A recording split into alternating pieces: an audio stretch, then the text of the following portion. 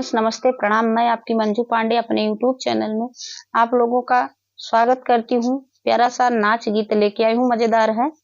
आप लोग सुनिए। नाच गीत है, पति पत्नी के नोक झोंक का है। सुनिए, पति पत्नी के बीच में कैसे नोक झोंक होता है और पत्नी कैसे अपने पति को देखो धमकाती है। आप लोग सुनिए और प्यारा प्यारा कमेंट करके जरूर बताइएगा। अपना प्यार दुलार आशीर्वाद भरपूर दीजिएगा। चैनल पे नए आए हैं तो सब्सक्राइब करना, वीडियो को लाइक करना, शेयर करना और फुल वॉच करके सुनिएगा गाने को। क्या क्या धमकियां देती हैं। और पति लोग सुनिए, अपने दिल पे मत लीजिए। एक मजाक करने के लिए ये गीत गाई जाती है और बस ऐसे ही मनोरंजन के लिए। जब यौवन राजा बहरवा से हम दिलवा लगा लेब देवरवा से। जब यौवन राजा बहरवा से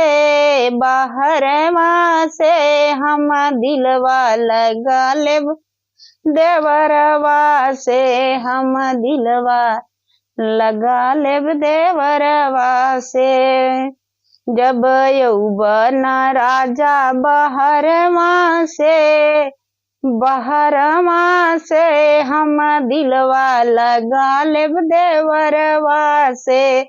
हम दिलवा लगा लेब देवरवा से। थम सब लियावे देवर ठंडा पियावे। थम सब लियावे देवर ठंडा पियावे। मठवा पियावे ला लोटवा से हम दिलवा लगा लेब देवरवा से। मठवा पियावे ला लोटवा से हम दिलवा लगा लेब देवरवा से। जब यौवन राजा बहरवा से हम दिलवा लगा लेब देवरवा से। हम दिलवा लगा लेब देवरवा से। हे सड़िया लियावे देवर लहंगा लियावे। सड़िया लियावे देवर लहंगा लियावे। चुनरी ओढ़ावे से जरिया पे हम दिलवा लगा लेब देवरवा से। चुनरी ओढ़ावे से जरिया पे हम दिलवा लगा लेब देवरवा से। जब यौवन राजा बहरवा से हम दिलवा लगा लेब देवरवा से। चाट खियावे देवर चौमीन लियावे। चाट खियावे देवर समोसा लियावे। चाट खियावे चौमीन लियावे। लावे जलेबिया